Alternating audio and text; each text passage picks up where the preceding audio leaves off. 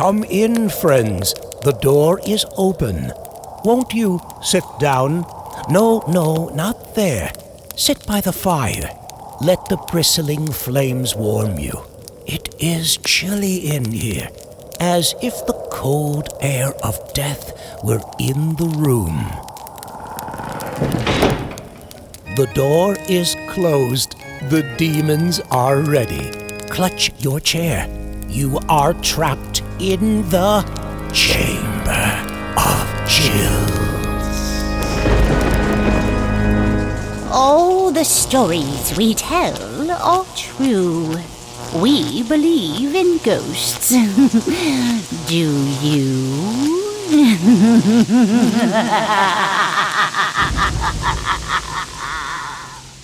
Bad evening.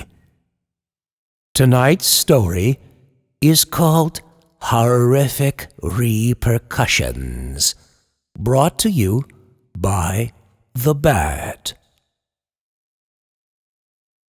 Hello, whoever you are.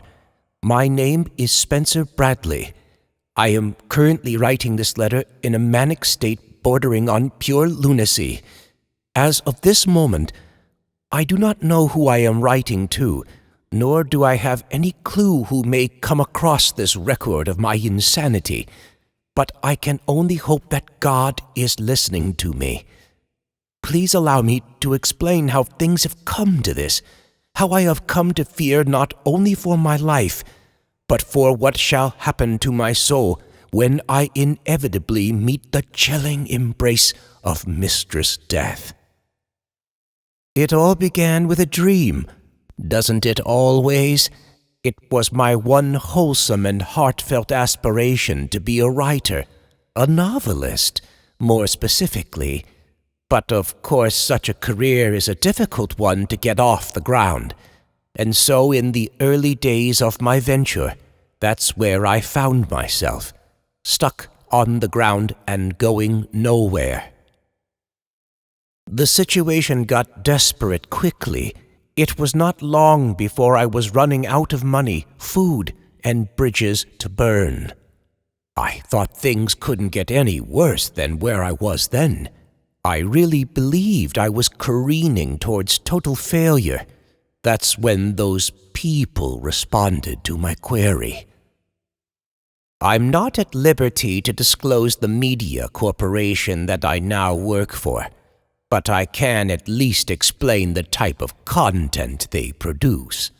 It's nothing more than cheap, exploitative horror, cheesy at best, morally bankrupt at worst. They've got distribution rings in pulp mags and radio stations, and someday I'm sure they'll get their grimy hands on television. And I write their sickening horror stories. I only applied for the position out of sheer desperation, thinking it was something I could do, knowing that I could get paid for it. That's the only reason I'm still doing it, because if I stop, eviction and starvation are but days away. I was never even a fan of horror, especially this blunt and ineloquent brand of horror that seems to be so popular. I hate thinking about people getting hurt and traumatized, much less being the person who has to describe their experience in gruesome detail. It wouldn't be so bad if it were all just fake nonsense, but some of it really is true, as they claim. Well, it's an augmented version of the truth, wherein the story of a real person's suffering is twisted into a sadistic form of entertainment. And I do the augmentation. As much as I've developed a stomach for it, it's taken a toll on my mind that I can hardly describe. Can you imagine inundating your psyche with demented visions on a daily basis just to get by? Can you even begin to understand the implications of poisoning your soul with such sickness, day in and day out? And I'm not the consumer of this filth. I'm the unwilling creator. I have to use my imagination, something I hold dear and precious to my very core, something from which I channel all my creativity, just to come up with more and more increasingly distasteful sequences. And every time, I have to reach to new depths of depravity, because the audience that desires this product I produce is no different than any other fiend. They always need more of it, and it always needs to be stronger, more horrific, more disturbing, more predatory, more. I'm an insomniac, and I live with roommates that live such completely different lives away from mine that I forget I don't live alone. I spend a lot of lonely hours awake in the dead darkness of night, sitting in the living room or in the carport, trying to make sense of this life I'm in, trying to do what I must do to survive.